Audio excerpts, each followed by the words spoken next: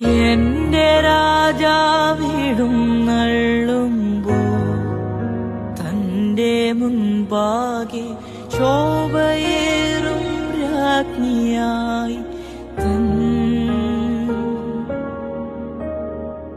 എന്റെ രാജാവിടും നള്ളുമ്പോൾ